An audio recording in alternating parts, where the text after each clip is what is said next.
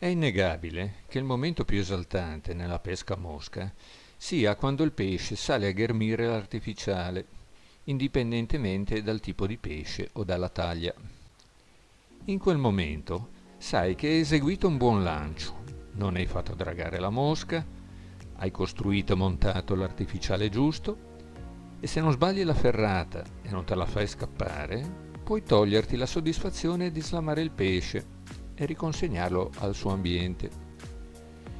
Detto questo, se però mi accorgo che non ho alcuna risposta, nonostante cambi tipo di artificiale e la taglia dell'amo, allora passo alla pesca con la sommersa.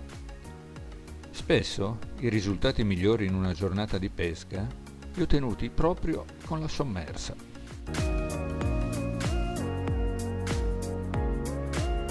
In questo video mostro tutta una serie di artificiali costruiti e gentilmente inviatimi da Liliano Broido di Aosta, dedicati proprio per l'uso con la sommersa.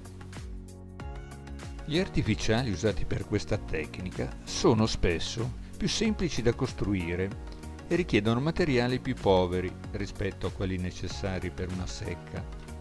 Ma, come si nota anche in questo video, un costruttore esperto è in grado di fare la differenza.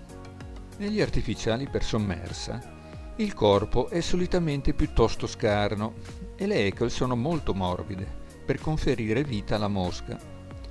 Infatti basta pensare per esempio alle mosche valsesiane, fatte a mano, senza il morsetto, con un filo di seta e una piuma, preferibilmente di beccaccio di pernice. O anche le moschette ossolane, usate nella moschera, in cui l'amo è creato semplicemente con uno spillo di acciaio opportunamente ritorto, senza ardiglione e con pochissime ecle.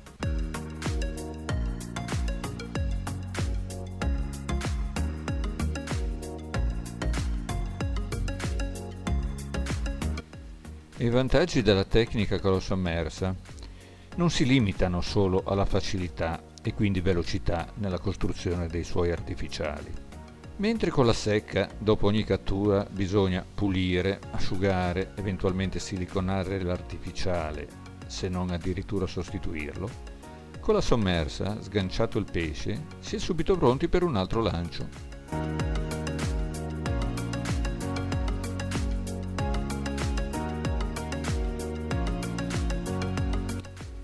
Nella sommersa il lancio, ma soprattutto la gestione della coda, sono più semplici rispetto alla tecnica con la secca, soffrendo meno del problema del dragaggio.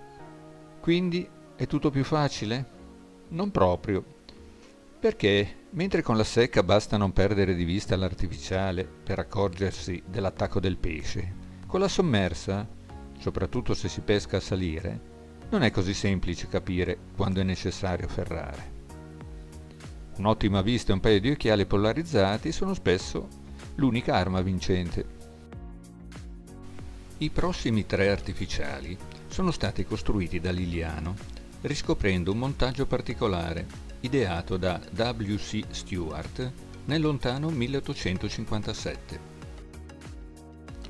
Prossimamente pregherò il mio amico Pietro Lucchini di effettuarne il montaggio, per raggiungerlo agli altri video di costruzione presenti in questo canale. Concludo ringraziando l'amico Liliano che mi ha permesso di rendere disponibile a tutti gli interessati una splendida carrellata di artificiali per la pesca con la sommersa.